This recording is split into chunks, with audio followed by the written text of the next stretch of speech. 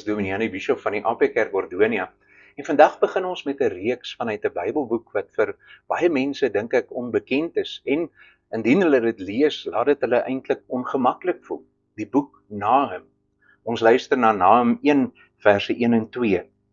God spraak oor Ninive. Die boek van die gesig van Nahum die Elkossiet. 'n jaloerse God en 'n wreker is die Here. 'n wreker is die Here en vol grimmigheid. 'n wreker is die Here vir sy teestanders en hy behou die toorn teen sy vyande. Nou, vir baie gelowiges is hierdie 'n boek wat hulle sommer maklik sal oorslaan as hulle dit in die Bybel raakloop. En die rede dink ek die rede daarvoor is eenvoudig. Nahum praat openlik en sonder om dit te sagter te stel oor God se toorn en grimmigheid en jaloesie. Reeds in vers 2 hoor ons woorde wat redelik skerp op die oor val. 'n jaloerse God en 'n wreker is die Here, vol grimmigheid. En nou is die vraag, moet ons as Christene na 'n boek soos hierdie luister? Is dit nie in stryd met die Nuwe Testamentiese boodskap van liefde nie? Sou dit nie beter wees om maar eerder verby hierdie donker hoofstukke in die Ou Testament te blaai nie? Nee, vriende, reeds in die eerste 2 verse ontdek ons dat Nahum 'n goddelike boodskap, maar ook 'n realistiese en uiteindelik Christosentriese boodskap verkondig. Daarom kan ons nie hierdie boek ignoreer nie. Nou, om Nahum reg te verstaan, moet ons iets van sy tyd en sy agtergrond weet. Hy profeteer ongeveer 60 of 80 jaar na die val van die Noordryk. Die Assiriërs het Samaria verwoes, Israel in ballingskap weggevoer. Hulle het Ninive as hulle hoofstad gevestig. Hulle was 'n wrede wêreldmag wat deur intimidasie en bloedvergieting regeer het. Nahum leef waarskynlik in die tyd van die goddelose koning Manasse, een van Juda se mees goddelose konings. Die volk van God word dus van buite deur Assirië bedreig en van binne deur afgoderry en sonde ondermyn. Dit is die konteks waarin die profeet lewe en werk. Nahum se naam beteken vertroosting. En dis amper ironies, want sy boodskap is vol oordeel. Tog lê juis hierin die troos. God sien die onreg raak en hy sal nie vir altyd stil bly nie. Nahum bring vertroosting vir God se volk, maar vir God se vyande verskrikking. Ja, mens kan sê, hierdie boek bring God se skrikwekkende troos. Nou, waarom luister ons na 'n boek soos Nahum? Eerstens, omdat dit 'n goddelike boodskap aan ons bring. Die boek begin met die woord Godspraak. Wat dus volg, is nie menslike woorde of dinge wat uit menslike nadenke ontstaan het nie. Dit word deur God geopenbaar. Nahum skryf wat God hom laat sien het. Die vervulling van hierdie profesie bevestig dit dan ook. Ten tye van Nahum se profesie het Ninive onoorwinnelik gelyk. Tog is die stad in 612 voor Christus vernietig, presies soos die Here gesê het. En daarmee bevestig die Here self die egtheid van hierdie woord. Ja, die skrif is nie 'n versameling menslike opinies en belewennisse nie. Dit is deur God ingegee, sê Paulus. Petrus verklaar, deur die Heilige Gees gedrywe het die heilige mense van God gespreek. As ons daarom sekere dele in die Bybel begin vermy, omdat dit ons ongemaklik laat voel, eindig ons met 'n skeefgetrekte beeld van die Here.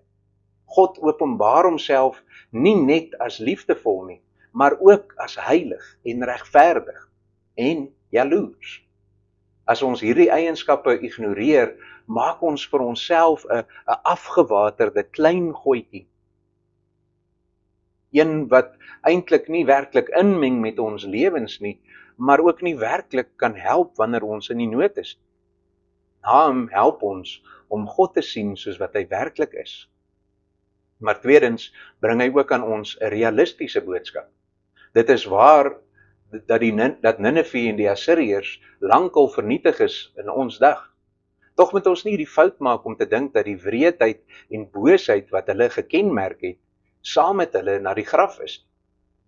Magte wat hulle self teen God verhef en sy volk vervolg, is steeds 'n werklikheid. Miljoene gelowiges ervaar onderdrukking, diskriminasie en selfs lewensgevaar. Christelike oortuigings word toenemend bespot, verwerp en selfs as gevaarlik bestempel. Nahum herinner ons daaraan dat God nie onverskillig staan teenoor hierdie werklikhede nie. Hy sien, hy onthou en hy sal reg laat geskied. Vir gelowiges wat leef in 'n wêreld vol onreg, is dit 'n bron van hoop, dat God magtiger is as enige wêreldryk. Maar derdens bied Nahum ook aan ons 'n boodskap wat diep Christosentries is. Nou, dit mag dalk vreemd klink, want die naam Jesus kom nêrens in die boek voor nie. Tog is die lyn onmiskenbaar. God se jaloesie en oordeel staan nie teenoor sy liefde nie. Dit vloei eintlik daaruit voort. Want ware liefde is nooit onverskillig nie. God se jaloesie is die uitdrukking van sy verbondsliefde. Hy weier om sy volk prys te gee aan dinge soos sonde en afgode en vernietigende magte. Daarom oordeel hy. En uiteindelik ontmoet God se oordeel en liefde volkome in Jesus Christus. Elkeen van ons verdien dieselfde oordeel as die Assiriërs, as Ninive, maar Christus dra daardie oordeel namens ons. Aan die kruis word God se toorn en liefde nie teen mekaar afgespeel nie, maar volmaak versoen. Want wie in Christus is nie meer God se vyand nie, maar sy kind. Dit is die diepste troos wat ons selfs in Nahum se donker woorde vind. So waarom luister ons na 'n boek soos Nahum? Omdat dit ons help om God te ken soos hy werklik is. Omdat dit eerlik is oor die gebroke wêreld waarin gelowiges dikwels swaar kry. En omdat dit ons uiteindelik wys op Jesus Christus, ons skuilplek en verlosser. Mag ons in die volgende paar oordenkings nie net met God se oordeel gekonfronteer word nie, maar ook ons verdiep in sy troos. Want die God wat oordeel is dieselfde God wat red. In lewe en in sterwe behoort ons nie aan onsself nie, maar aan ons getroue saligmaker, Jesus Christus. Dit is ons enigste troos. Kom ons bid saam. Ons dank U, Here, dat U 'n boek soos Nahum vir ons laat opteken het. 'n Boek wat baie donker woorde bevat, maar tog waardeur die lig ook breek. Dankie dat ons daarin troos kan vind, dat U nie net die God is wat oordeel nie, maar ook genadig is, en dat deur U oordeel ook U genade bewys word. Help ons om te lewe in U lig, te midde van 'n donker wêreld. Ons bid dit in Christus se naam. Amen.